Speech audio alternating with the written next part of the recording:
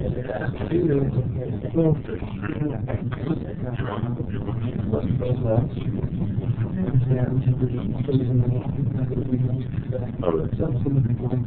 evening, everyone. We'll get the meeting started at 2:30.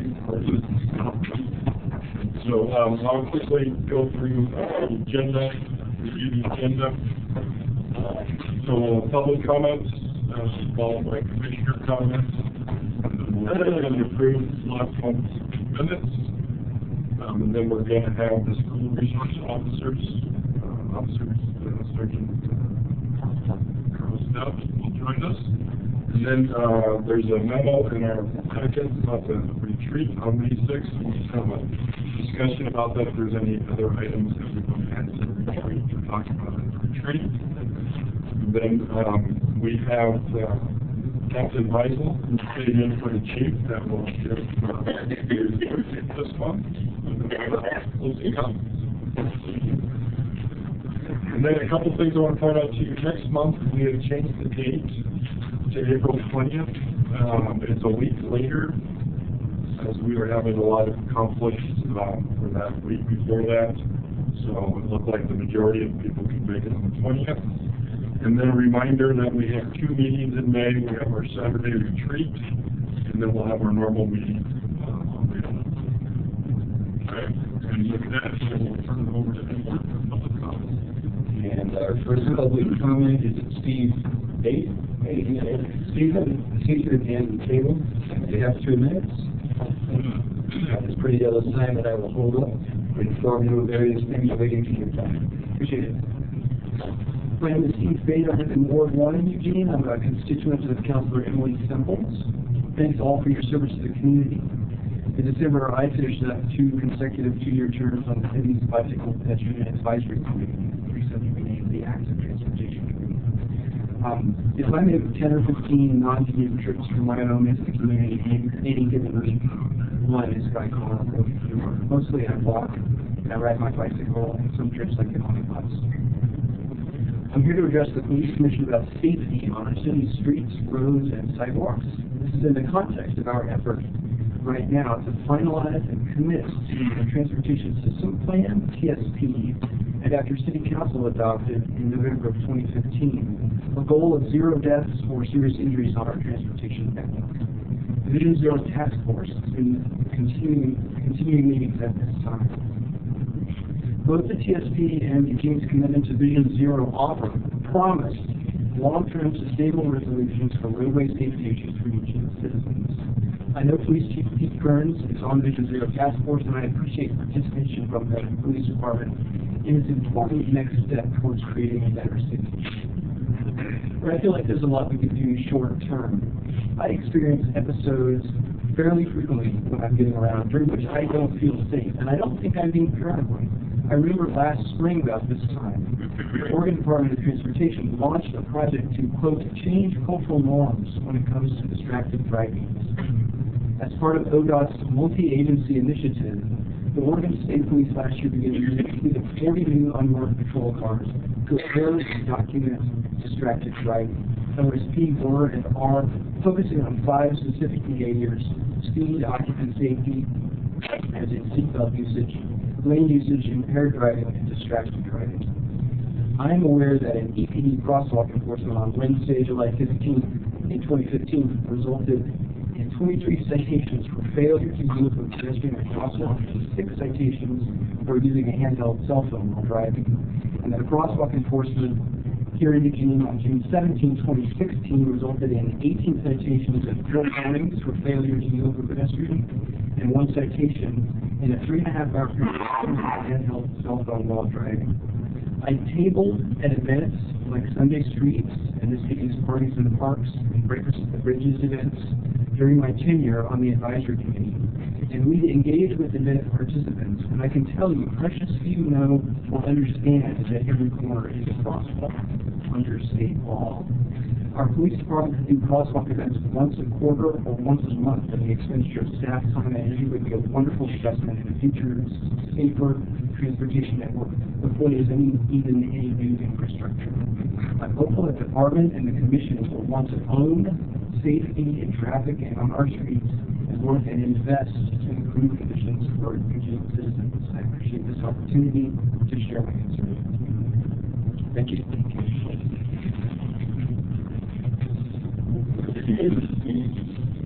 Mr. Tyndall next. So our ritual continues. Okay. October 2011, Occupy appears. Eugene has a homeless problem. Eugene then spends millions throwing police at the homeless. 65 months later, Eugene still has its homeless problem. At the May 2015 Police Commission Planning Retreat, Chief Kearns said homelessness is his top concern. In the last month's Chief's report, homelessness again absolutely screamed from the calls for service map. Given repeated prompting, why has this commission failed to respond? Is rubber stamping policies the best use of your time? What about the commission's role to advise the chief and city council? I complain about being silenced. Let me give other examples beyond Bob's censorship rules. When I first came on the commission, John Ruiz requested a commissioner to participate on the city manager's homeless task force. During and following Occupy, I spent substantial energy examining the homeless problem. That was part of why I requested a seat on the police commission. Back then, Tamara Miller was the one controlling me because of my, quote, radical, unquote, mindset. She was very upfront about this. When she failed to find another commissioner to take the task force seat, she took it herself specifically so I could not have it. There were 6 meetings. I recorded them. Tamara showed up for free. Her only recommendation was that Eugene close the downtown bathrooms because without a place to poop, the homeless would have to leave. This off-the-scale cluelessness is on video. The commission organized a panel on homelessness.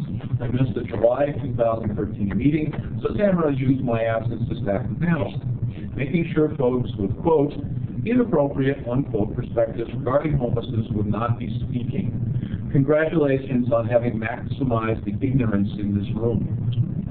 At the May 2013 Commission Planning Retreat, following encouragement by Chief Kearns, the Commission voted to add some flexibility to its work plan so it could consider and respond to emerging events. For example, when Occupy happened, this Commission never discussed it. Thanks to our friends Tamara and Bob, who took on the leadership roles, this opportunity to discuss current concerns was quietly forgotten. The faces may change, but restrictions on allowed discussion continue. Bob's censorship rules was only the last in a long string of actions to control the allowable parameters of discussion. After 2 decades of political correctness, Bob and Tamara style, in this country, people are fighting back. Bob needs to resign. Thank you.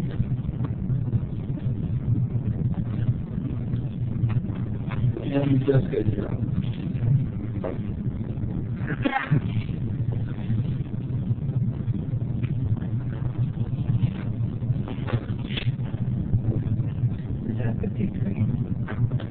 Now, I agree with a lot of what you said, having watched that whole task force process after Occupy.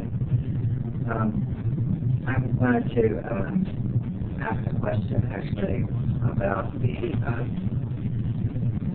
the ordinance that was passed yesterday by City Council about dogs downtown. And the question is about enforcement and consequences. Intended or unintended consequences. I didn't notice any of the people making comments or any of the councilors' discussion talking much at all about the enforcement issues, except around service dogs that came up. But I guess the ordinance doesn't provide for anything like a grace period for dogs that don't have a valid license. So does this mean that they're going to be taken to a pound or something? You know, no grace at all. And what kind of precautions are going to be taken to make sure that there isn't profiling going on? I assume that police are going to be asking even people who appear housed, you know, to prove their residence or their workplace. And I assume also to groups that their dog is licensed. And I think a lot of people expect there's going to be profiling going on. And I understand that if state laws about profiling include there's not supposed to be profiling on socioeconomic status. Or maybe that's a Eugene addition, I'm not sure, but I just wondered if the chief could address that, so I guess it's you, I wonder if you know anything about that, or anybody else.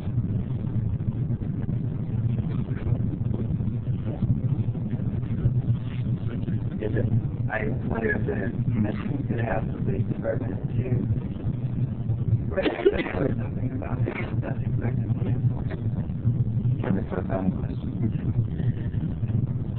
I guess unless somebody makes a motion and you pass it, I guess it's not a question. Any other public comment? Hearing none? Jessica, we can talk about that meeting, and we can also, you can send us that request for us to have the chief answer that at one of our meetings, if you'd like to. Just I don't think it's the right time to talk about that right here. I mean, I don't think it's okay. That's important. Yeah, no, we can. Thank you. Okay, so we'll go to commissioners' comments, and I will start with Terry, if you don't mind. That's what I said. I think regarding the first gentleman's discussion about the bicycling and the safety there, as a former California person and stopping for pedestrians just anywhere, anytime, always has right of way. So I'm aware of corners being crosswalks. And I would guess that a lot of people are not. And also, I do think the enforcement of the crosswalks is beneficial because it seems that people don't change their behavior without the consequences that are stiff enough to punish you, depending on the penalty, to force that change in behavior. So enforcement would be, or to increase enforcement. I know that that's strained, the police department's already strained use of time, but I think that's a valid one because to not do that could result in loss of life, and does on occasion. So I think that's an excellent suggestion that we increase that enforcement. And also with regard to the I guess we'll have to discuss the dog issue downtown at a later date, because I would have that same question about a grace period for people, or if they were able to receive information on it. You must have your dog registered, and here's how you do it, and the next time, you know, something along those lines. So, I guess I'll stop at that. All right, well, I have a lot to share, so bear with me here. Last month we had that presentation on promotions and demotions and review and the like. I thought the discussion was timely. There was a recent article in the newspaper where an officer resigned with an allegation of inappropriate conduct stemming from an affair. The CRB reviewed 2 cases last month. One involving a lieutenant that was at a training in Bend and became intoxicated and handsy with a female. That also made the paper. A female from another jurisdiction. In that case, one of the lieutenant's subordinates, who was also a supervisor, was adjudicated as having engaged in unsatisfactory performance for not reporting that conduct. The conduct only came about because the lieutenant was up for a promotion, and that information was discovered as part of that process. The subordinate that failed to report the matter indicated that this sort of conduct happens, and in his memory has largely gone without consequence, that he did not think it was worthy of reporting despite the policy. I would submit that the 1990s are over, and if people within leadership positions do not understand that this sort of conduct is not acceptable, then we may have some sort of cultural issue, or at least some sort of disconnect that should be addressed. The allegations against the lieutenant were sustaining some judgment, unbecoming conduct, and use of intoxicants. So that's some of my questions about demotions and then promotions after. In the second case, an officer became involved with a female when he met online. They spent the day and night making bad decisions, including the female trying to buy drugs, illegally consuming alcohol in the officer's personal vehicle, handling his personal weapon and his badge to this female that was intoxicated. That's not all. There were more. Allegations of unbecoming and judgment were sustained, while integrity was adjudicated unfounded, and association's claim was within policy. The association's policy required knowing that the person was a criminal versus committing a criminal act while in officer's presence. That policy, to me, could use a fresh look. I mean, it seems that when a crime is committed or attempted to be committed within the presence of an officer, off duty or not, that officer should probably be expected to remove him or herself from that situation. The one note on that integrity, I know that the policy is under review or under consideration, but this officer could have easily been adjudicated as having violated that policy when you read it in its current letter, which really means it deserves clarity, or we will keep seeing issues with adjudication problems associated with that part of the policy because it's just too ambiguous. I believe I heard somebody say during our last meeting that we have good people making simple mistakes, or simply making mistakes, something to that effect. I really do not agree with this statement. I think it minimizes what's going on.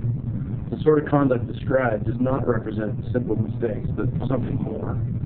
These people were making intentional decisions, not confused with what a policy requires of him or her. I refuse to accept how these people did not know this sort of conduct was not acceptable at the time they engaged in said conduct. I said I thought it was time that we reviewed promotions, training, and reviews during the last meeting. We learned that reviews were more timely with the officers and less so with management because of resource issues. However, officers take direction from management. And if management doesn't understand that such conduct is inappropriate, the conduct will most likely continue.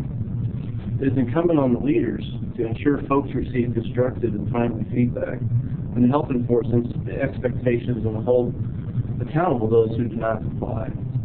I think these examples give credence to the need to ensure supervisors are receiving training, tools, and timely reviews, and are held accountable as necessary to shift the culture in the right direction. This is something that supervisors pass on to subordinates, so accountability and expectations must begin at this level. Not a bottom-up, it's a top-down. Finally, I previously sent Sergeant William a number of pages of thoughts regarding the conduct policy. It was really based on feedback from the CRB in light of many reviews, many case reviews that we've done relevant to conduct. I hope that he finds the material helpful as very thoughtful and intended to significantly improve this policy from the view of the board actually applying the policy to the conduct. So it's a different perspective. So I hope it's heard and well considered. Thank you.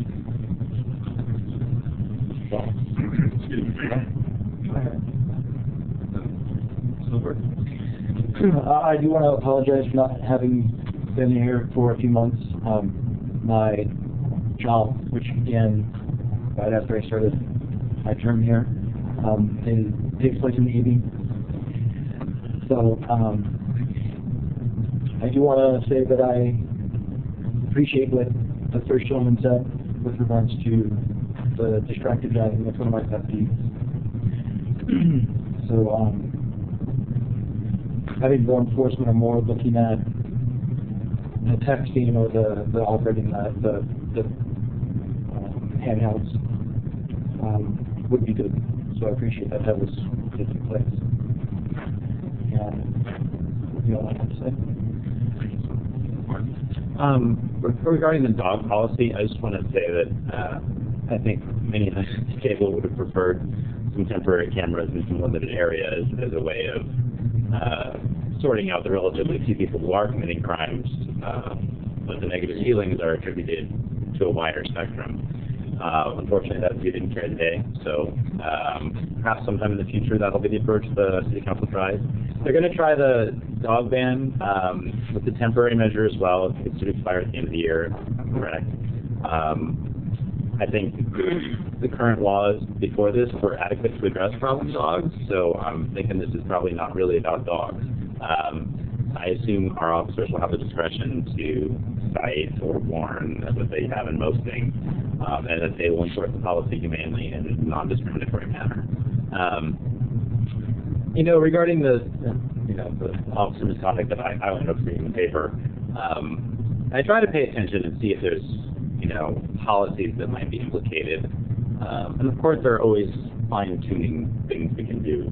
On the other hand, some of them are cultural problems that I think the chief is doing a lot to address, but it's a big culture to change. But I do appreciate moving towards the guardian mindset from the sort of warrior mindset and all the work that's gone into that. In terms of things we could look at, I think we should eventually look at reporting culture, that there is sometimes in these types of organizations a sense that you never want to report anything, as opposed to saying, without knowing it's absolutely certain that somebody was dead wrong, and having them to the letter, as opposed to saying, that seemed a little weird. And so I'm just going to float that out, and, appropriate people will look at it, maybe there's nothing. A lot of us are mentored because of child abuse, and that's our standard, which is not that you prove to me on a reasonable doubt, it's that you have any reasonable suspicion. Even if you think, probably not, you still, if you have any reasonable evidence, you still say, well, we'll send it up, and they'll check it out. So I'd like to see that change in the future, not because I think, everybody should be looking to rat out their brother or anything, but just because that's a profound statement about respect for the organization. When you say, I trust that it's going to be looked at and handled appropriately. That it's not going to be blown up if it doesn't need to be, but if it is something important, they'll correlate with other evidence and do the right thing. Thanks. Well, I wanted to express appreciation for the concerns you have with basically bicyclists and pedestrian safety. I count myself as very good in that regard. Or maybe I'm just paranoid. I'm watching. And clearly, our driving populace needs some education in these regards. But so does the pedestrian and bicycle population. I'm thinking of those who wear black pants, black top, black hat, in a black night. I get scared fairly often if I have to drive at night by mostly scary pedestrians, these occasional scary bicyclists without lights and without reflectors. It's really bad around the university. I'm quite afraid to drive around there at night because things come at you from just any direction, and it's very hard to see. Anyway, I do appreciate the concern, and I hope that it can get better. It can. Thank you. I'll give a little bit of context for the comment of somebody that might have said good people making mistakes. That was meant in the context of in the line of work. And I would just add that it's disappointing for all of us to hear about situations off duty, especially when people should have the time to make sound decisions. But it's never something that you want to see happening. We're humans, and unfortunately, we're holding the higher standards than most. And so it's going to be public, and it's going to be a big deal. So that's all. I just want to thank our speakers tonight, because Steve, you brought up some very good points, and I'll take some of that to our retreat, putting some of that into our work plan in the next 2 years to look at Department videos and information next project to us, what they do. And Majeski, you bring up some good points, and I'm sure they're looking at that. I'm sure to get some more information on enforcement. Yeah, I came to this meeting from a meeting with the mayor, and not surprisingly, the dog and smoking question came up. Probably will for her for months to come. I'm going to repeat what she said about a conversation with the chief about the dog ban that has gone on for years over in the university area, which very few people now remember the start of. Of course, around that table at that meeting, we were saying, gee, hopefully there'll be a point some years from now where people will not remember how the downtown dog ban started. And it'll just be a thing that either worked or didn't, and was replaced with something else. But just one thing that encouraged me hearing the mayor repeat the chief's words was, she said, he said, it wasn't sure the officer in the university district had ever written a citation for someone who had a dog in a banned area. They had been informed, and they had exited with the dog. Therefore, no need for a ticket. Hopefully we can keep something like that working as well. But as we all know, not everybody is amenable to simply being given the opportunity to walk away. So probably some people have a different experience of the dog ban. About Vision Zero pedestrian, wheelchair user safety. I served for a while on the Human Rights Commission and by extension from that to a citizens group that was meeting with LTD planners, city review planners, and traffic engineers. A couple of things struck me in those meetings. The first was the paperwork that we were handed in our first meeting mentioned bicyclists 37 times and wheelchair users not at all. Not once. And it struck me a little sad that the city puts a lot of attention to active transportation and not much attention to the less active transportation.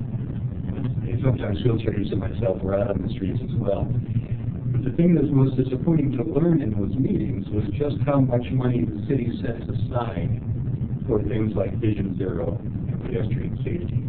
And that's where asking for police enforcement is tough, or asking for infrastructure changes is tough. I was told by our chief traffic engineer that the city has in a year a budget for building things like traffic bumps and pedestrian bumps out and so on, of $30,000. That works out to, or my math is off, 19 cents per person per year spent on keeping those people safe from distracted drivers, people driving up on wheelchair ramps and park and so on and so forth. But part of what needs to be done to make the city safer for everyone is to come up with more money or to divert some of the money we have more into that safety area and less into some of the other areas we do which are not enough. So I agree with you, more needs to be done. I think the space that needs to be done is that more money needs to be put towards the public safety. Then you could have police enforcement, then you could have more traffic laws.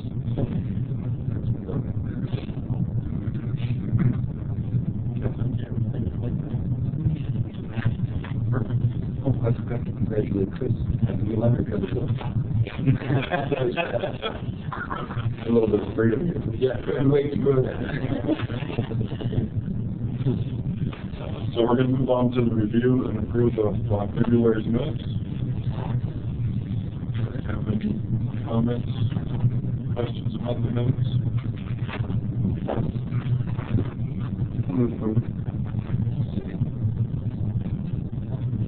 Good. We have a motion and a second. Any other discussion?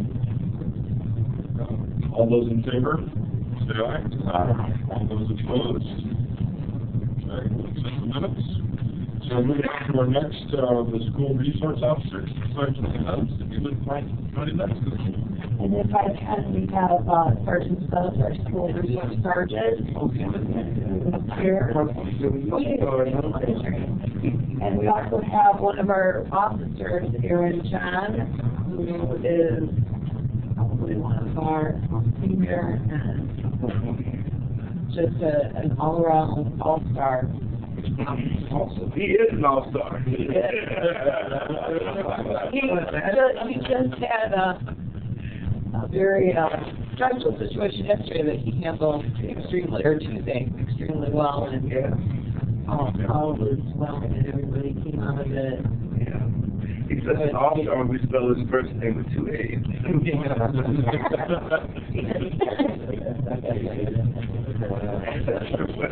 Hey there.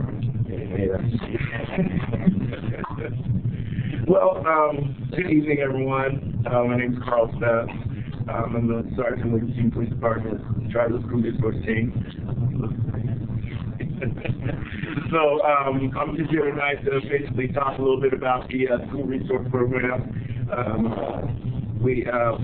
prepared a PowerPoint so you kind of get an idea of some of the things that are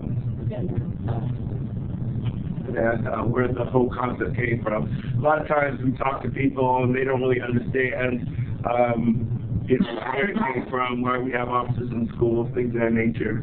And so just to give you an idea of the history of the program, a little bit of the history here in Eugene, and where we currently are with the program as it stands right now.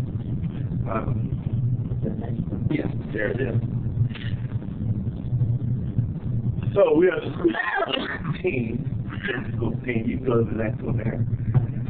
So the SRO program, this kind of gives you a little history of where the program came from. It's something that started years ago and was, Thank you. Okay. So it was a program that started years ago. Oftentimes people don't really understand how far along we came. And this was, yeah, there we go. There we go. So 1951 generally was when the concept was introduced in Liverpool, England. It came over to America in 1958, of course, and it proved to be a pretty productive program. There was a lot of things that went into the study of whether the program was being impactful to kids, to youth. There were situations where officers had to respond to schools, and so they had to come up with an idea in order to address some of the problems that were going on. Flint, Michigan was the first one to the introduction of the program. It began to spread across the USA, basically the way that they had introduced it. Tucson, it came to in 1963, it came to the middle schools, and it was so popular in the junior high schools that it did spread to the high schools. Just to give you a basic idea, in 1966, it was in Michigan, they experimented with a couple of officers they had 2 high schools, 5 junior high schools, and 27 elementary schools, and it was really overwhelming, very taxing to them. So they began to look at ways that they can more effectively and be more efficient expand the program. So in 1967 in Cincinnati, they began to focus primarily on the classroom contact and communication. So it wasn't just enforcement. That's where the concept came in, that we're just not going to enforce the law, but we're going to try to communicate with the kids and build relationships, establish a rapport, make enforcement easier because there is a relationship and a bond built between police and kids. It's interesting, even in the materials that I have, that the primary concern when the programs began to come into evolution across the United States was the relationship between police and youth. And so, even back in that time. 1969 showed the program it kept proving itself to be a success over and over again. 1968, at the Los Angeles, they inducted it in their area, a joint effort between local police and the sheriff's department. And what they came up with the concept of actually the district having its own police force. And so there are some larger cities who have that. The district is in charge of their law enforcement, where they can be in law enforcement and still police in the schools. And these are some of the duties that initially came about, and this is where the idea began to evolve. That hey, we're going to have an officer that's in the high schools, in the middle schools, and also in a lot of places in the elementary school as well. They noticed that there were changes in even though the attitude towards officers in some places did change a lot, the reduction of crime went down, which their numbers back then, this is the 1969, was by 52%. So it was sort of been a very effective program. From that point, kind of spread to all over the United States, to many school districts across the U.S. they began to write legislation placing officers in schools. So it was becoming more and more common at that point. So the first officers in Eugene, I remember that because I was born and raised in Eugene. I graduated from Churchill High School, and so I remember when the first officer was assigned to Churchill High School. He wasn't in uniform, but he was in a suit, but everyone knew he was the officer on the campus. So I thought that was pretty interesting to be a part of that, and now I'm back. I'm with EPD, and I'm also in charge of the school program. So in the mid-1990s, there were two officers who covered the city of Eugene, and I need to amend that. There was another officer who covered the Bethel area. And so they were pretty much very busy. They were traveling all over the city. And coincidentally, Lieutenant McGann, who is currently our program director, he was one of the first school resource officers in the mid-90s. And so they would basically go call to call. It was just like being on patrol, except you just went in the schools. And though they were taking the load off of patrol, the meaning of the program was to make an impact on kids' lives. And so certainly changes had to be made in order to make that happen. So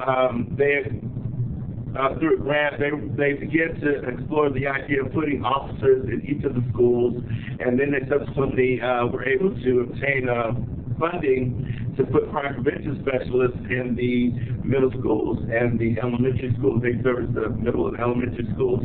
But due to funding, we couldn't support that. So we had to ultimately scale back the program to just 5 officers. So all the school resource officers, and I can speak to this, we have a great team, and all of them are committed to supporting the schools. Whatever that initiative is, they go into the classroom, they mentor in the hallways, and Aaron is going to talk a little bit about his relationship with kids and some of his experiences as well. And they protect the school, which Officer Johns is really a hero, and I'm not saying that, you know, in a perceived or sarcastic way. He really is, because he stopped he was involved in the school shooting in Churchill, which really saved a lot of kids there. And so certainly he does a fantastic job getting on top of that as well. So we partnership with Bethel, and we collaborate with Bethel and with the Eugene School District. It's vital to our success. Our working relationship is very important that we have a good working relationship, which we do have. All of them speak so highly of all of our school resource officers, and we also communicate on a daily basis. Usually then sometimes things that happen during the weekend, we got to get ready for the next week. So we have an outstanding relationship with them. So basically, the concept of the school resource program is operated on what's called a triad approach. And so basically, we look at ourselves as police officers. We are mentors, whether we want to be or not. We are. We have to accept that, right? So as a mentor in the school, we look at the three-prong approach of being a teacher, counselor, and law enforcement, and knowing where they connect and where they don't connect is very important, because there's some times where it's not time to be a counselor. There's a crime that's been committed, and we have to look into that. We have some minor things that happen where we can just say, okay, let's use this as a learning experience. But unfortunately, in the time that we live in, we have some serious things that happen that have to be taken care of. Threats to our schools is very high right now. In some cases, we've had more threats than we have usually and to our schools via social media, things of that nature. Just want to jump in and say something, let me know. But social media and those things, we have a lot of kids. We're dealing with some sexting situations right now, and it's not just conversations. They're very serious crimes that we're dealing with. So, and then with those the sexting and the cyberbullying, we're trying to get out there. Not only are we, we're trying to get into the classroom teaching with the students, talking with the students and counseling the students, but recently Sergeant Seth was gracious enough to allow me to adjust my schedule so I could go to a PTA meeting. And I presented to parents regarding, social media and things. This is all new to them, just like, I'm not really a tech-savvy kind of guy. So I have to really look into it, too, to know what I'm doing, because I have to be able to navigate, these social media sites. And so what I did is I was able to have one sergeant PowerPoint, and I was able to present that to the PTA group, and they're really appreciative. But it's also, it's twofold. Not only you're teaching parents, but you're also getting your name out there to the parents, so they're comfortable also, along with their students, to come talk to you. The parents are very comfortable to come and talk to you. So, I want them to know, hey, if you have any questions, feel free to come down to the high school. That's where my office is at. And my door's open to you also. So I'd really like to get out there and do that also. Officer John, Aaron, he really gets out and makes sure that his presence is felt in the community. We have contracted schools that we are assigned to and responsible for, but Officer John will go above and beyond at times to make sure that even some of the alternative schools are serviced, which is something I really appreciate from him. And talking to parents as well. So this three-pronged approach is very important. It's something that we try to live by and help. We go into the classroom. We'll talk about drug prevention.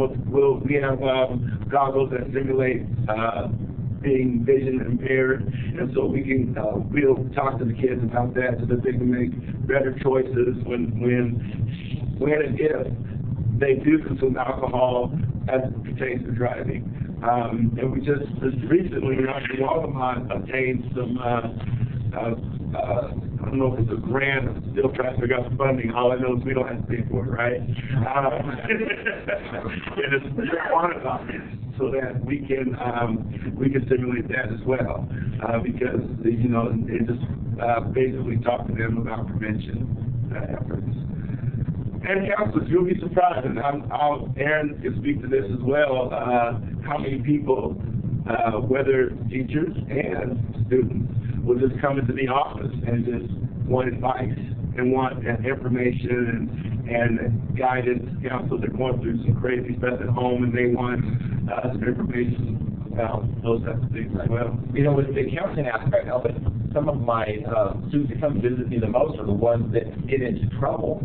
And you dealt with them for plethora of different crimes, and those are some of the best students that want to come in and visit you because they understand how you understand them. Just being as a patrol officer and seeing what we've seen over the years and having just very frank discussions. That's something that I try to be as honest as I can with my students, and I don't try to sugarcoat things, and of course I'm going to be gentle when I need to be, but I want them to know that I'm not trying to get something over on them. I want them to understand, this is serious, this is what can happen, and they appreciate that,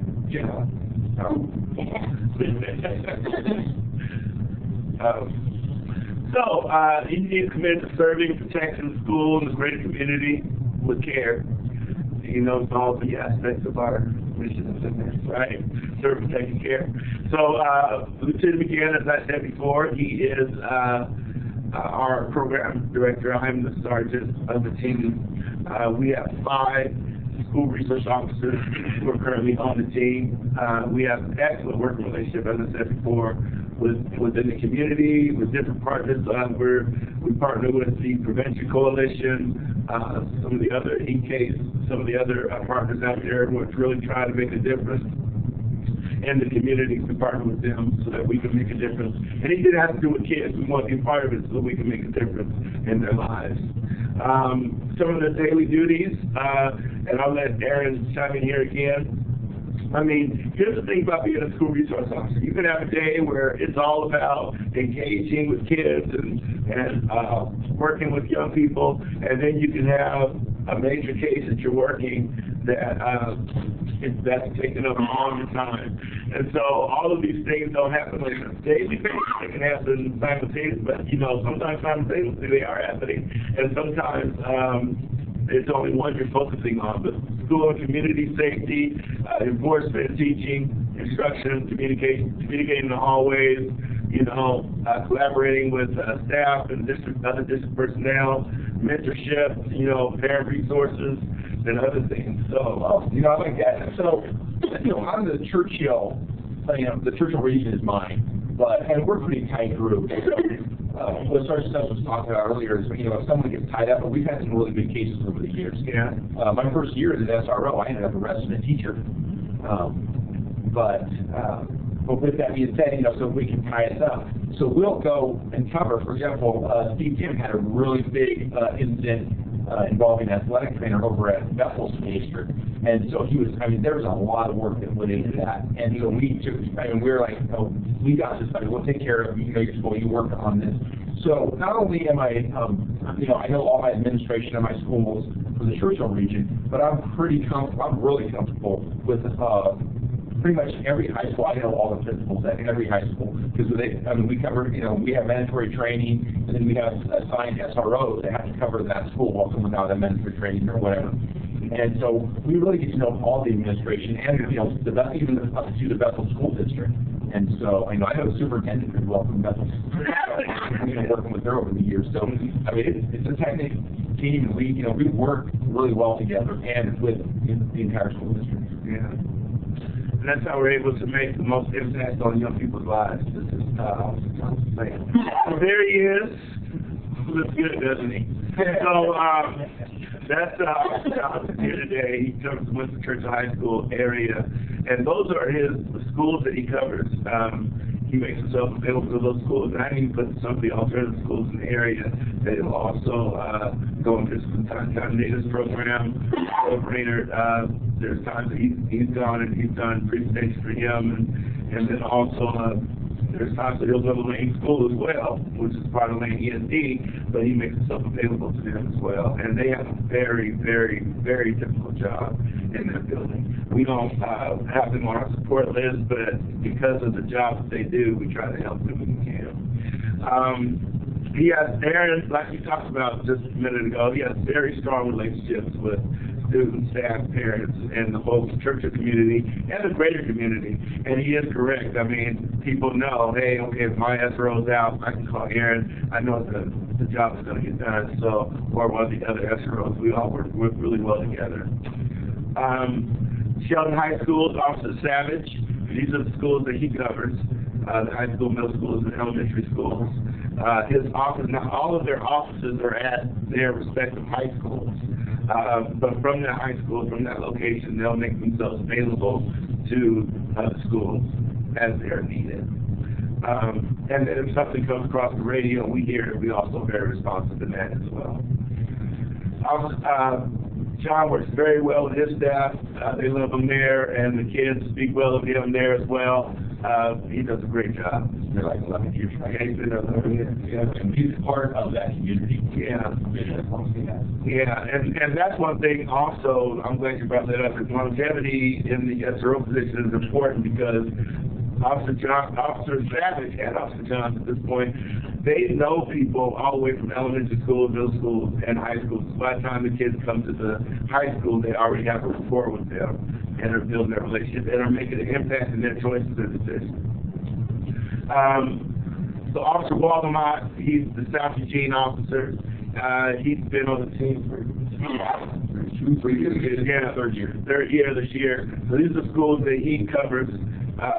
Again, in the time that he's been there, he's established very strong relationships. People love his work ethic and the things that how he serves the community. He does a great, fantastic job. I would tell he looks like a rock star.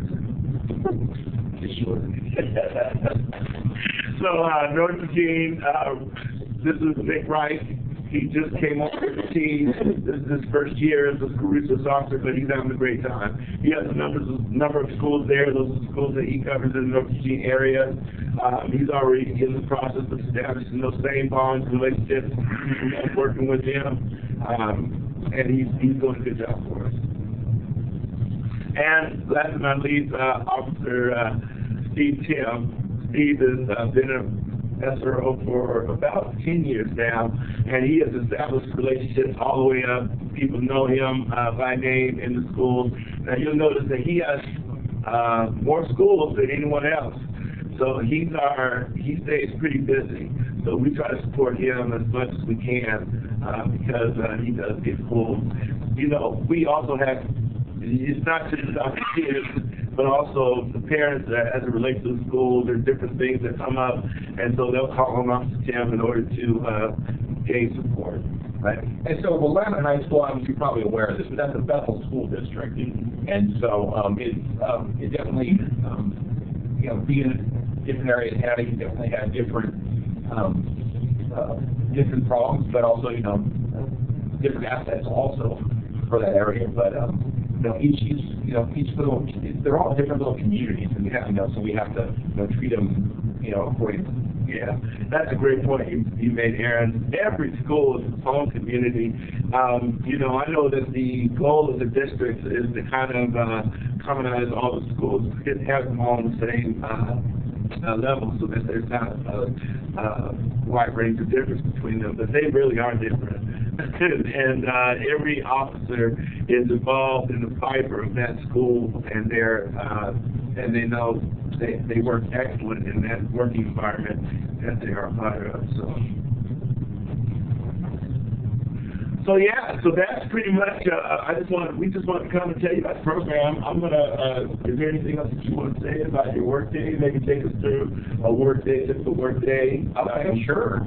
Well, there is no typical work day. But you report to the high school generally, unless you have something pre-planned. And as for my office is at, I'll start, right at the beginning of the day. I like to get there early as I can, and you go in there, you just never know what's going to happen. Nothing just right out of the chute. You're going. But then sometimes, you want to check your email, and you tend to get a lot of calls from parents and teachers, and you got to get with their emails because you're trying to get into classrooms and make sure you don't miss anything. You're just kind of doing your thing, and if you have the time, I like to get out. I like to walk whenever I get a chance to walk my schools. I like students to see me. I let them to know I'm there. I also want to walk my grounds. You have to be because there's years that when I first started, it was insane the amount of marijuana smoking that was going on around my schools. And it sounds, you're thinking that it could be any worse than now. Well, it was. And so when I ended up doing it, I was just, I was, getting a lot of citations and everything, but I was just chasing the kids around. And so finally, and it took, years, and I worked very closely with my campus supervision, and until we finally started seeing our marijuana arrests or citations go down until the legalization, then it came back up, and now it's gone back down. But just working really closely and monitoring my grounds and just trying to keep the place safe, and then that's really the whole day. And then answering your calls as they come. And you really can never. There's days that you can really focus on as best you can, school security, grounds, the neighborhood, things like that. But then there's days that you're hopping from school to school, and my first 2 days this week, I was hardly at Churchill because I was one of some middle schools I had to go deal with something in North and some things like that. So, there really is no typical day, but that's what I love about it. And you're engaged the entire time. You're busy, and it is just, it's a blink of the eye, your day's over, and that's what I love about this job. I often talk to students, and I try to get in the classrooms whenever I can. Teachers, the teachers, they want to get you in the classroom. Kids look forward to having you in the classroom. It sucks because I hand out a lot of stickers, but they like to keep me there. But I tell kids this constantly. I'm like, I've been a police officer for 18 and a half years. Part of that, I was in the military for 4 years. And as a police officer, I've held a lot of different positions. I was on patrol for like 13 years before I became an SRO. I've been on SWAT. I've been a bike officer working in the parks in downtown. And I said, the funnest time I ever had as a police officer was working downtown and working in the parks on a bicycle. But I said, but the most impact that I feel that I've made and the most satisfaction I get from the job by far has been an SRO, bar none. And I got a lot of calls, a lot of big calls as a patrol officer, but there's nothing like, when you get a student that you've watched go from as a freshman, graduate from a senior, then either go to college or go in the military, and they come back to see me, specifically to see me, it just warms my heart. And it makes me feel good, and I know I'm doing something right. And so people are always asking me, how long do you want to be an SRO, Aaron? And I'm like, why would I want to leave? I mean, I didn't know what I was getting into when I took this position, but I truly, it's something I'm passionate about. We're in classes, we're teaching a diversion class. Sergeant Stubbs is getting stuff done that, is pretty new, and we're seeing it as a national trend, as for sort of the justice and things of that nature. And we're able to be part of that. We teach a diversion class at SERVU, and for first-time offenders, and it's been a great success, which is really, really low recidivism rate. And so things like that is just something you're really proud of and get passionate about. And I'm getting excited just talking about it right now. So with that, that's why I got to go down. That's why I'm like, I have no desire to leave at this point. Yeah, we have been able to, because of the important relationships that we have, a lot of relationships we have been able to do quite a bit. And great officers like Aaron is what keeps the program moving forward. I will tell you that we have collaborated with different organizations, SERVU, the ADAPT program, that the 15th night, we're collaborating with them as well.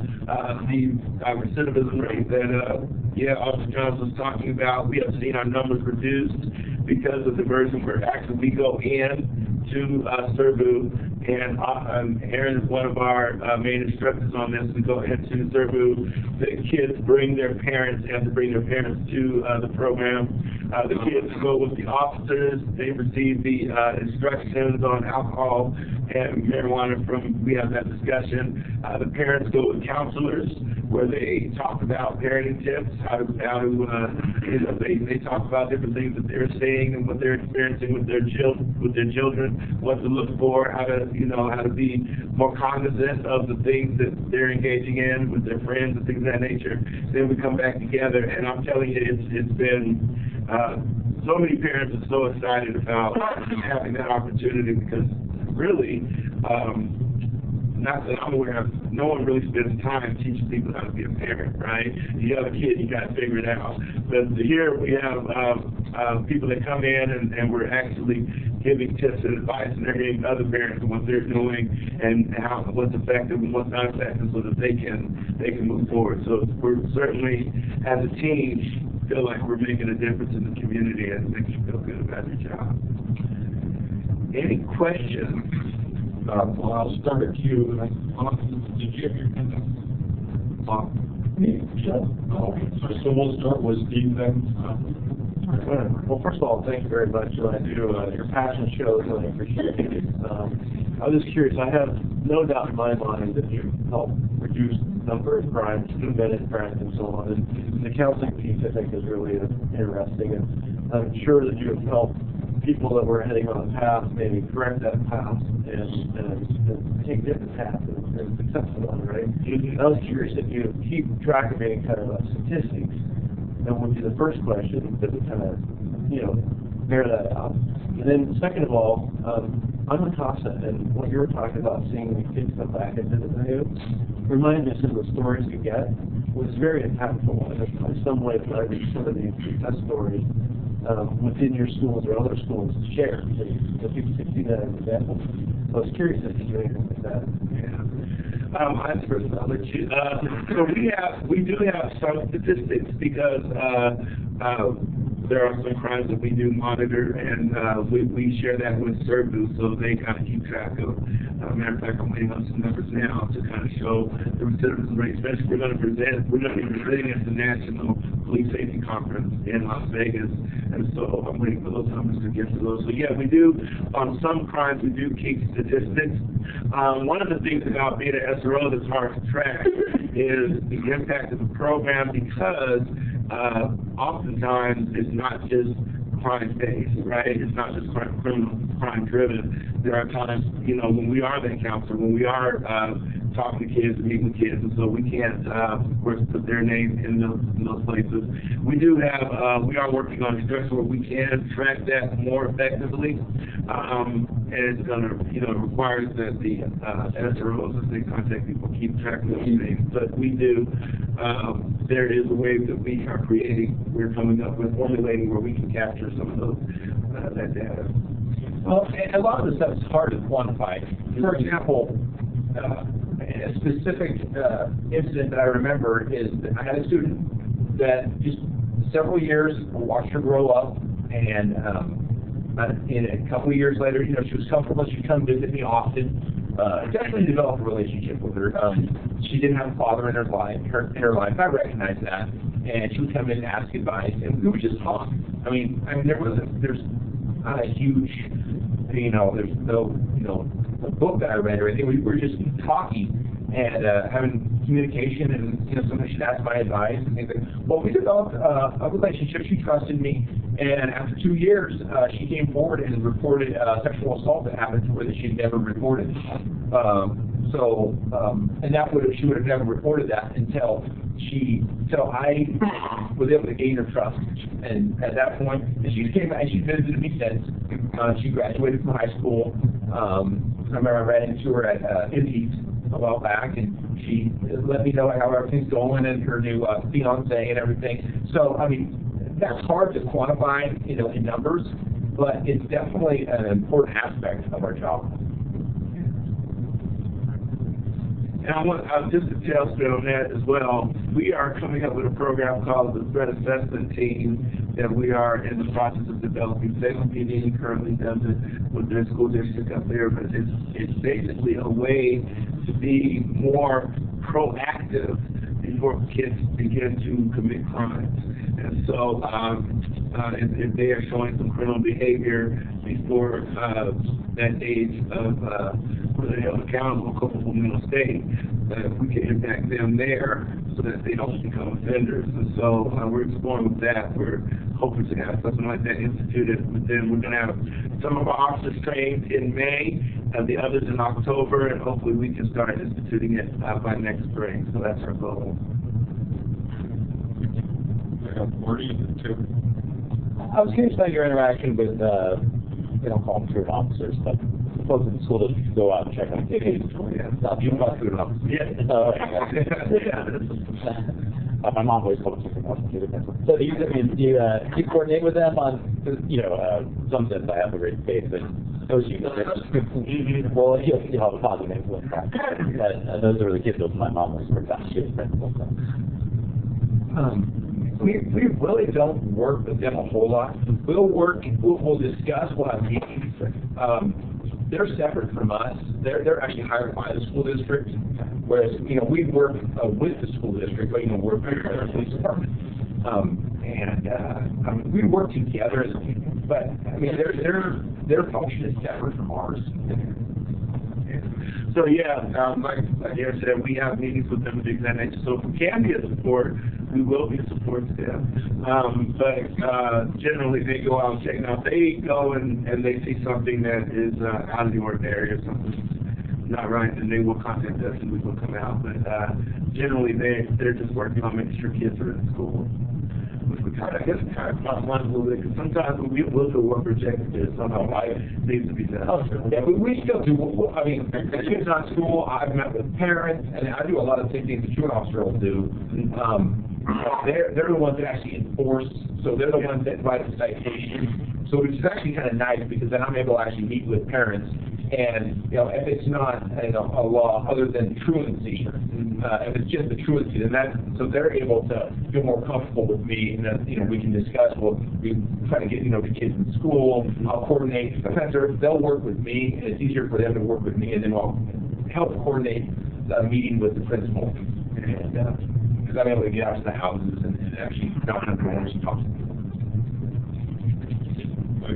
Terry, Hi, thank you for coming. I taught in juvenile detention in Las Vegas for 10 years, and so I was just curious, and this is a kind of a statistic that Steve mentioned, if you can tell if there's been a reduction in kids who were adjudicated and ended up, in detention and further on due to your earlier intervention in their lives.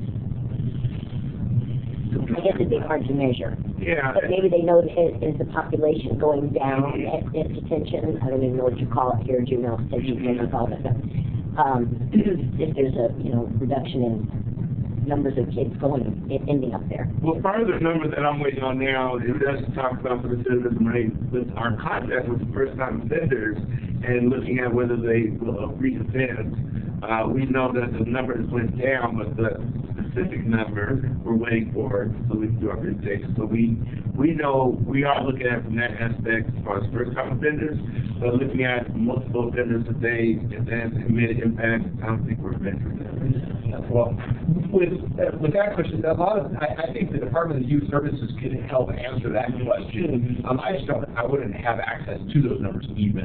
And I know, if someone doesn't succeed, they'll often, they might go somewhere else, or they're not part of the school, so I'm not going to have a lot of access to them after they're left the school. So it's hard for me to answer that without, having someone from SERVU here to assist in that answer. And then also, there's between the education and the conversion program, they still track those things. And then there's also programs where they don't even, they may go to teen court or some other peer court where it's not tracked through SERVU as well. So, but we are waiting on those numbers so we can have them. So that is one thing that we're looking for as far as alcohol and marijuana is concerned. And prescription drugs is another one. Edwards and Silver. First of all, I just want to say it's an honor to meet the gentleman who inspired King Peel to do the AA run sketch. That's what that Yeah. The name is cool. One thing you didn't mention in your PowerPoint, and I suggest that you add it, is the role you occasionally play in helping with the impact that schools have on the neighborhood around them.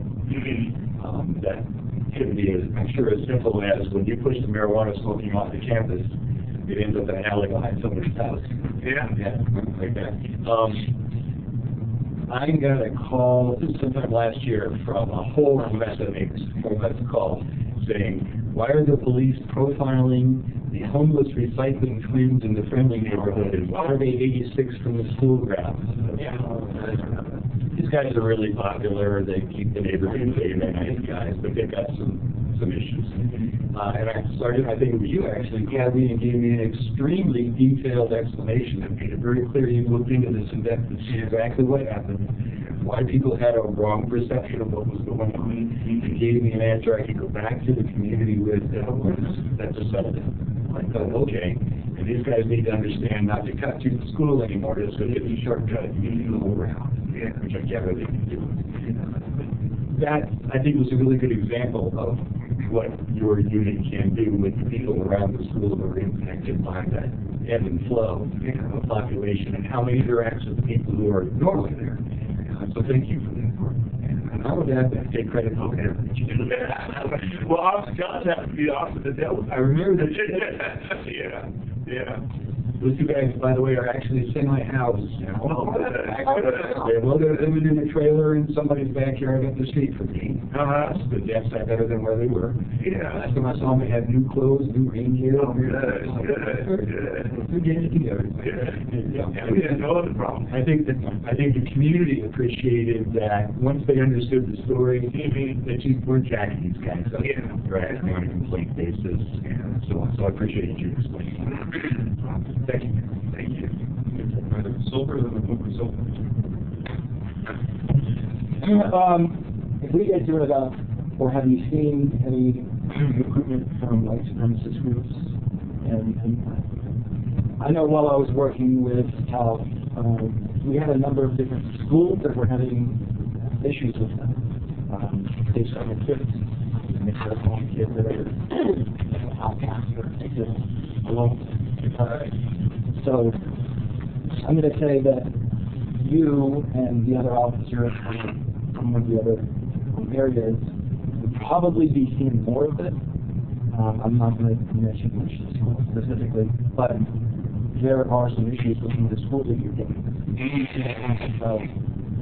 Outreach from white supremacist groups, and we all do see it. And are you all aware of some of the different types of numerology, the things that are presented to show that they're Okay, absolutely. So all of you talking about the identifiers, right? Absolutely. So all the school resource officers are part of our grid team, and so which is our gang team. All right. So so we have the classes and so I know that, so we are seeing, when we see gang graffiti, we document it really well. We contact our SIU unit, and we're thorough in that. Now, and we also, when we're in the schools, we're paying attention to all gangs. We're looking for all gangs.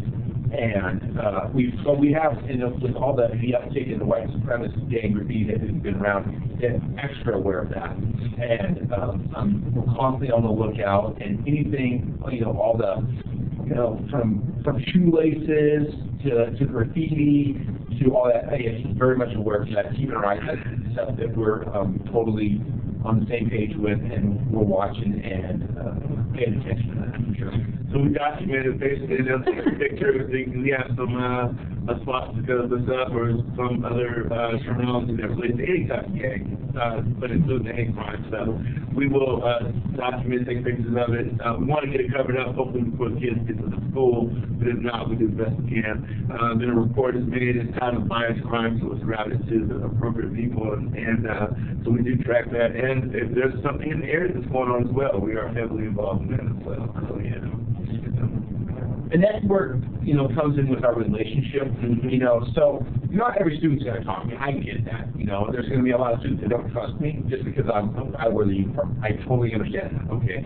But what we're trying to do is reach, I know I can't reach every student. I get that. I try. But it's not going to happen. But the students that you can reach, that, and so they're the ones that are telling you things, and it's really important as an SRO for you to listen when people are trying to talk to you, when people are giving you subtle clues, to ask those questions and be aware. Know your students. Know a student that's normally happy.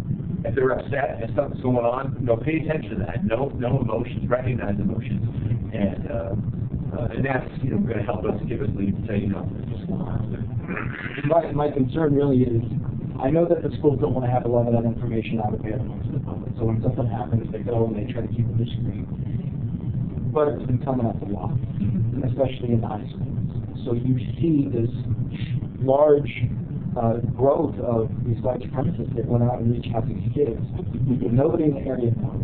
So you all are the ones that are seeing it. And I do appreciate that is kept under the gang area, but there's some real issues with some of the hate crimes that are taking place that stem from the schools, that stem from the outreach that's being done to those schools.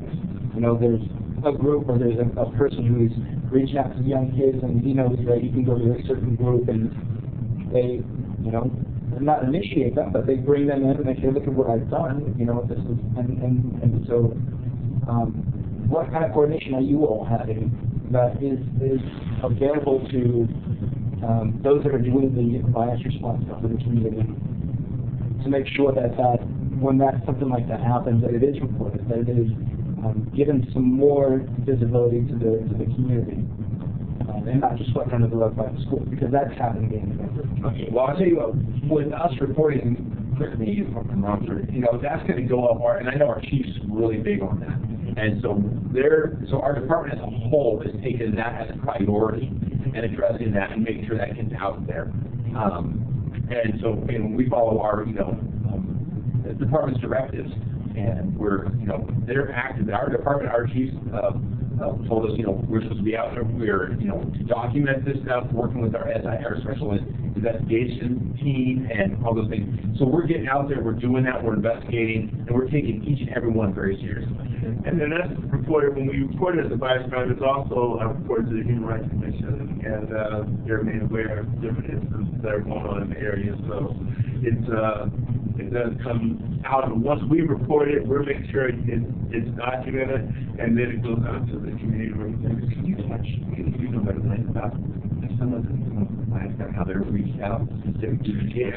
There's a wraparound service because there is, and now I haven't seen this in action, but when I'm told, the Human Rights Commission will then contact the victim and make sure they have support from the city and that things are going on in that case. So our responsibility as mandatory is that they document it, I approve it, I send it to the right both, and once they have their hands on it, then they can make sure that support is given to those people. And I think with all those things in place, that makes it so it can't be swept under the rug.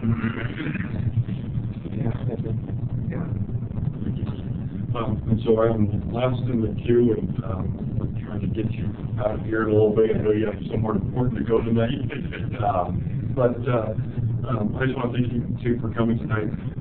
And I really like that you're going out and trying to get the parents to realize that you're a resource for them.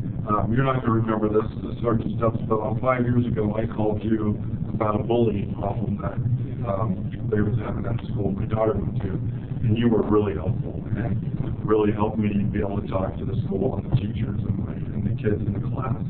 And so I think that's important that parents know that you and your team are always available for them to call when they're having issues or just questions about things that are happening with their own kids or with the kids around them. So I think that's great. I think they should do that.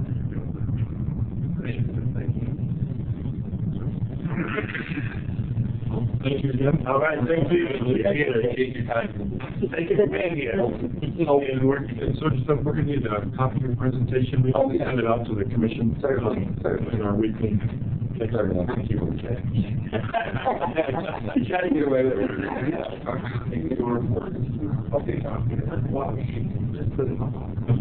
Okay, thank you. Thank you. Good to see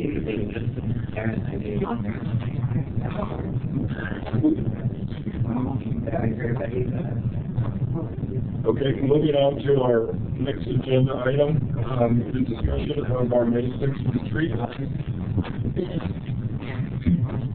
So there was a memo in your packet that talked a little bit, kind of outlined our tentative agenda for that day. So this is just an opportunity for us to talk a little bit about the retreat and what we're going to try to do there. We're going to start out, review the work we've accomplished in the current work plan. And then we're going to have the chief talk about where EPD plans to go in the next 2 years and what that may affect us, what we should be looking at. And then we'll do where everybody identifies 3 things that they want to add to the work plan, and then we'll try to vote on them and put them in priority order to make sure that we have the full 2 years worth of work. And then try to identify action steps that could be where we might hold public forums or things like that to get more information if there is a specific topic. We've done it in the past. We looked at the professional stops policy. We would have a forum where we had people come in and talk to us about that, also with the homelessness. So those are kind of some of the things that we can think about to do in the next 2 years together. So anybody have any other comments or questions or about that day or about what we might want to do? Will there be fruit? Will there be what? Fruit? For you? So long enough after Halloween that we'll use that thing.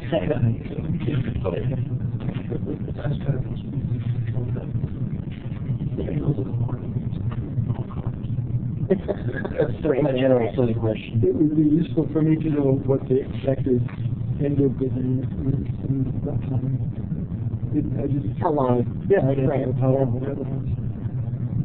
Plan until what? I think we plan till 3. Yeah. And 3 is what we will shoot to get out before 3. And I think in the past it hasn't lasted more than 4 hours, 3 to 4 hours.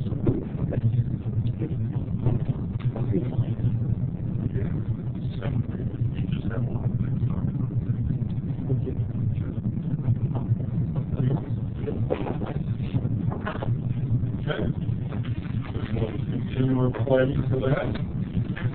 And then we will move over to Captain Meisel, and we'll do the chief report.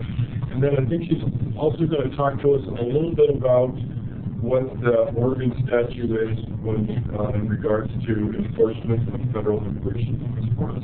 To kind of give us a little bit of a background, the city is talking about doing an ordinance. I think there's a draft little bits in here.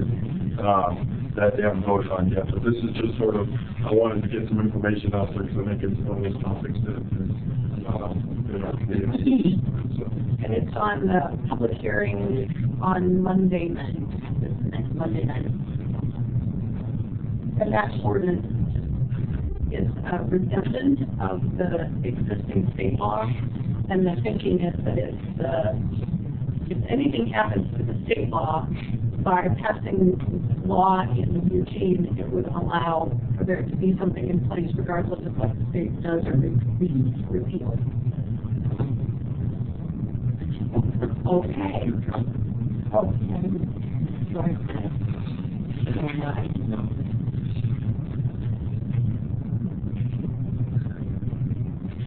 So the good thing is the chief was very active this month, and I actually got to participate in a lot of these activities. So I'm familiar with quite a few of them, although I can't speak to the specifics of a couple of them. So one of the big things I know he did was the budget committee workshop. I did not participate in that. That was the exact Saturday, and unfortunately I got to go play on that day. But the police legitimacy and procedural justice training is something near and dear to my heart. We got the first glimpse of the program that we're rolling out to the rest of the department. It's been a phased approach. Will is on that training as one of our volunteers. We had people all ranks of departments that have volunteered to be trainers. It's a 6-hour program. We have the shortened version, 4 hours. Very impressive, the work that everybody has put into it.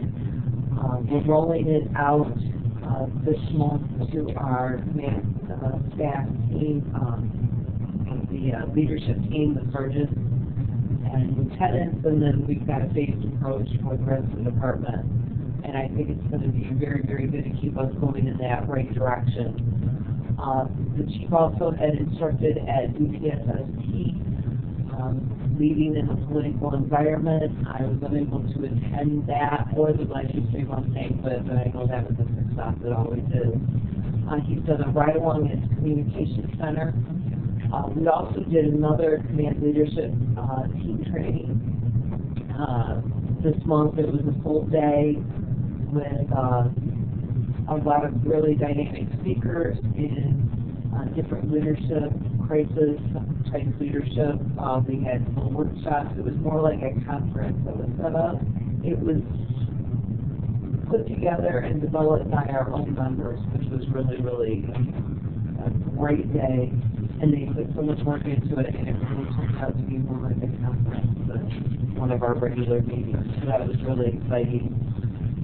We've had some downtown stakeholder meetings that he was involved in, went and attended the Eugene Mission Life Chief's graduation, and then I, along with the chief and Secretary Kankar and other members of our department, went to the Hold the Line ethical leadership training, which was really, really good training. It was not just focused on the ethics of, what people traditionally think of when we're supposed to be, but a whole program about leadership, and it also gave our officers opportunities to get more continuing ed credit as they could advance their certification. So that was really good.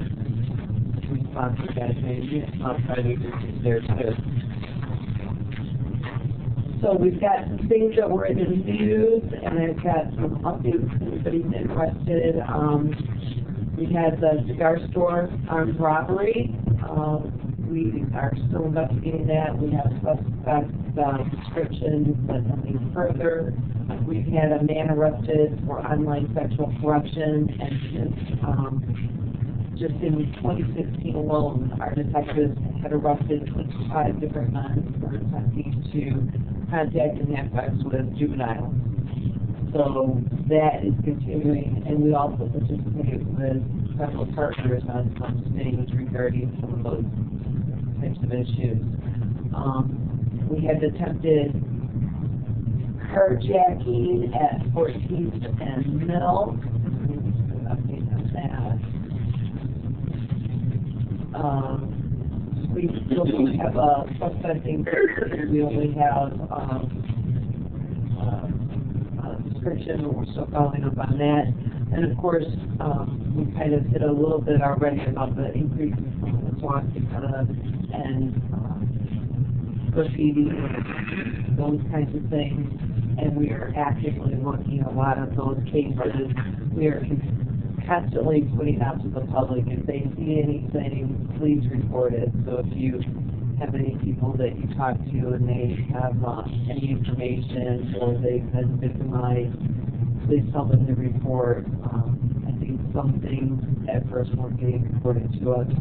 We do work very closely with the Crime or Human Rights Commission on making sure that we're getting information that we need to get, and we're also sharing information with them. So with that going on, we participated in a 2-week statewide safety campaign, and of course, a big thing in the news was the man that was arrested during the Super Bowl or right after the Super Bowl for firing a handgun at DJ restaurant. So that was quite an exciting evening. They did a great job getting him under arrest. So looking ahead,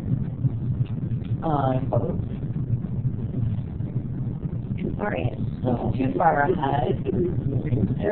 We've got a few things going on. This week we've got the PERF on-site visits are coming back. PERF is the Police Executive Research Forum, and I actually was looking, I got to attend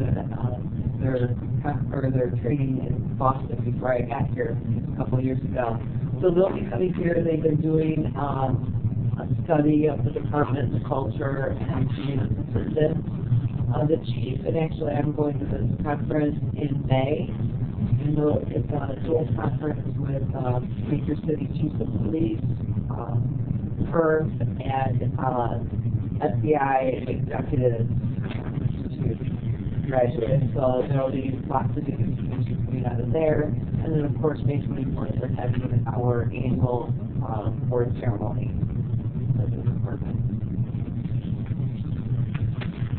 We've had these policies have been updated and approved. So the policy on civil disputes, recording police activities by the community, outside employment, and the public safety camera system pilot.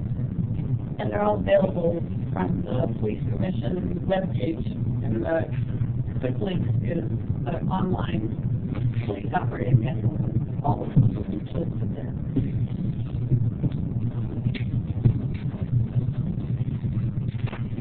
So, I'm going to start a queue with questions. I haven't heard of myself. oh, well, it's on the end there. Basically, we see that in 2016 we had a slight uptick of some of our disorderly and noise complaints, but we have found that so far this year we have had a substantial citywide decrease in the complaints, 16%, and around the university it has gone down, not as substantially as the rest of the city, but 6%. So it is trending in good direction. And efforts on pretty control of downtown teams and our relationship with the university. I'm sure that helps. Absolutely. So, the public safety camera system pilot, that's the Bermuda Triangle cameras? I believe so. This is just a policy. Right. So we know what's actually happening with that program. I don't know. This is just a policy that you all saw. It outlines how and under what conditions temporary cameras would be put up and where. Remember that. And no action has been taken. So there is no, there are no cameras. There is no plan to put cameras. The city council discussed it And it was presented as one of several options in June, I believe, talk about downtown, along with a smoking ban and dog ban. And the council said we'd like to have two of those three things brought back for further discussion and not go back about the cameras. So they are not on the council calendar, but the policy's there in case they change their mind. We let it go. There to be prepared. The other thing I wanted to ask about is the increase in the severity I was mentioning, like supremacist activity in general, in particular graffiti and vandalism and so on. And I noticed in the news that there's an update of this in Springfield, and that it is in fact fairly close to the residence of a notorious white supremacist in here. Are we cooperating with Springfield? I know that our special investigations unit cooperates with a lot of different partners. They have contacts with Springfield. They also are working closely with our federal partners. This is something that they have always had this on their radar, and of course recently because of the uptick in, you know, the brazen graffiti and other things that are going on. Yeah, it's amped up quite a bit. I know that along with the and all those kinds of gangs, there are the bias crimes, the hate crimes, but then there's also, along with those groups, a lot of other traditional type of gang crimes. So not all, but that's something that we keep on our radar, you know. And then there's a lot of crossovers, what I'm trying to say. Some of the motorcycle gang and the white, you know, they're financed by their master. exactly. So this is something that is on everybody's radar, and we watch that and take it very, very seriously. And we've got our special investigations unit, so they do a lot of the types of investigations that's more sensitive or that require specialized training, surveillance, that kind of thing is necessary. They track all of that. They track gang activity. They keep track of, you know, what's going on from the federal level. We get the updates and information from those folks. So that's something that the more information, the more reports, we want to make sure that we're looking at all of that. And I'm just put my name in here just to give a plug for the employee award ceremony on April 24th. It's really good. I've tried to attend it every time that I've been on the commission. But it's also a really good program. All the good stuff that they do. Anybody have anything else? The immigration statute. So basically, the statute for Oregon says that law enforcement will not use any resources, we will not use money, we will not do anything to inquire about someone's immigration status or keep that data. We don't collect it, we don't keep it, we don't arrest people if they're only alleged crime, is their immigration status. We are allowed to share information, but we don't, by law, by federal statute, we're not required to collect it. And by our statute, we are prohibited from collecting. So if we don't ask, we have no data to collect, we have nothing basically to share, unless of course somebody commits crime, you know, like felony and murder, you know, then that comes out, we can share that information. So right now, that's where we are at. And then of course, as Carter said, the local statute that they're looking at is basically mirroring the state statute. And that still has not been approved or passed yet.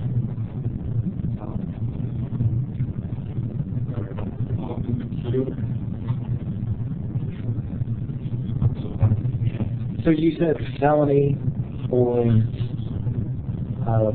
are misdemeanors considered a crime that would be putting somebody in a place where they would be checked for the immigration status? We don't ask.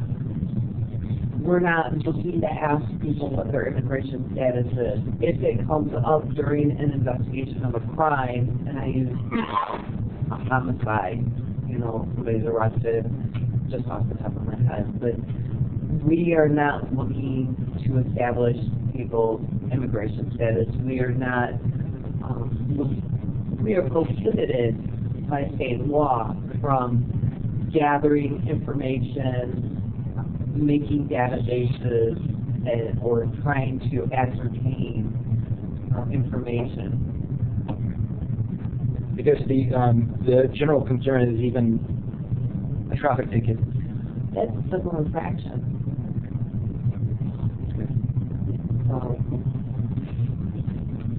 Still don't collect. We don't collect On traffic infractions. no. No, yeah. And we don't collect any of that data. I'm saying we don't even ask. You know, it may come up at some point during an investigation of a crime, but we don't go and ask or collect. Bob?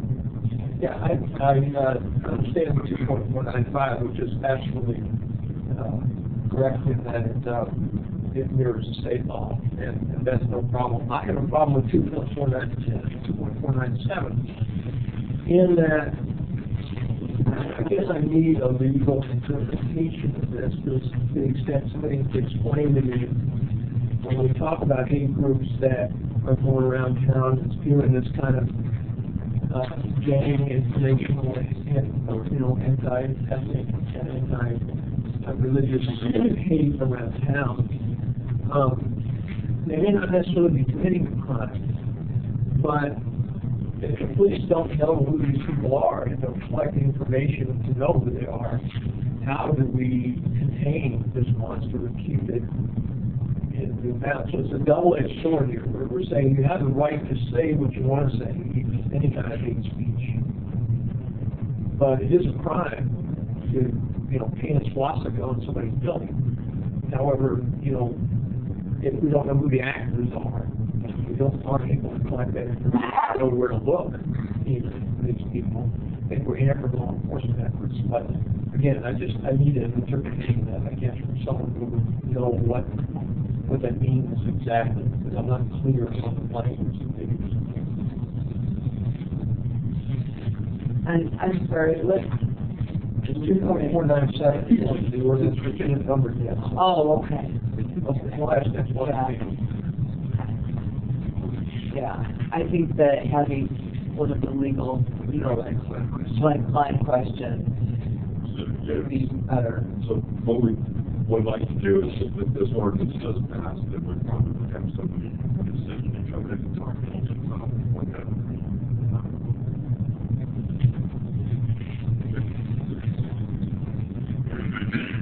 Any other questions, comments on this?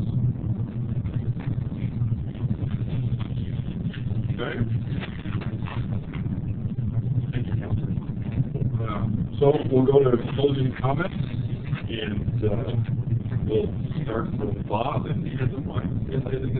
Yeah, no, I think it's a good program, and I was glad to see Dr. Stubbs and Sergeant Johnson. I know the table like most of you have terrible incident like fighters preventing an armed subject on campus. Well, it's a good program, and I'm trying to present it tonight in a way that everyone can understand it. I wish more people knew about it, because I know from my experience that it certainly works, and I'm glad they're going into middle schools and elementary schools to get the kids used to recording in the high schools. I enjoy that presentation. Yeah, I really don't have very many comments. I just want to clarify my statement, my questions with the immigration policy is that the concern is always there when people from, you know, the areas where I work are always just concerned about whatever it might be that would lead them to be deported. And with good reason And at this point. we want communities to know that we are not the immigration police. We are not looking to ascertain any, we want people to feel safe. And we don't want people not to report crimes because they're afraid of us. We're supposed to be their safe place. And we want people to understand that we are there to help them, and we want the community to be safe.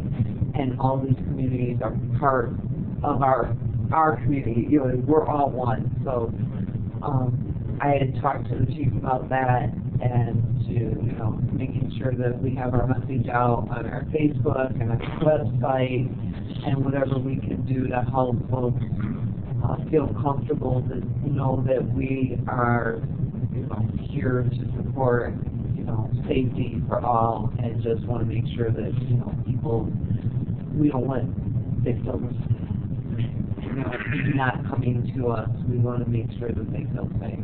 It's good to know at the local level that we feel that way, and maybe there should be some more visibility, because at the top level down, it doesn't feel that way.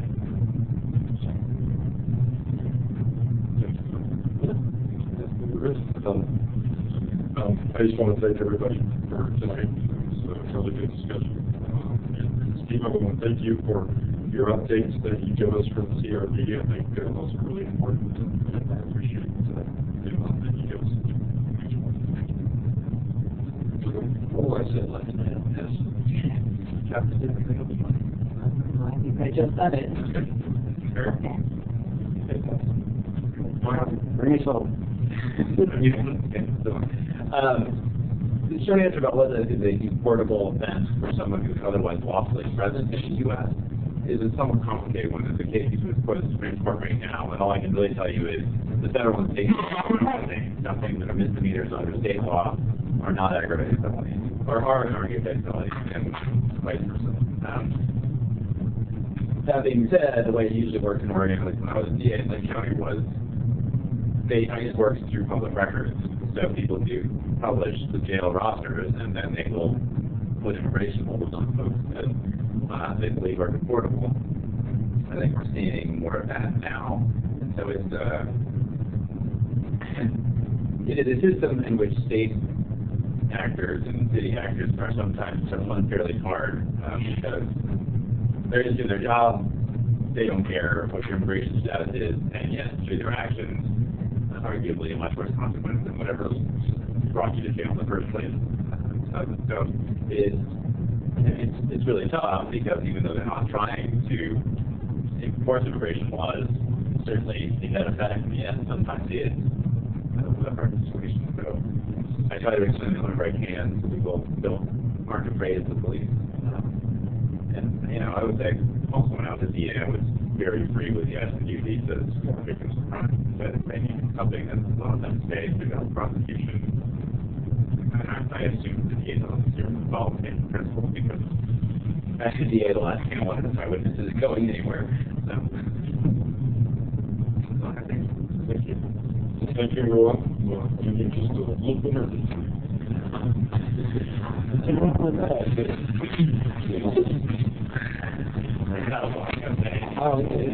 It's really hard.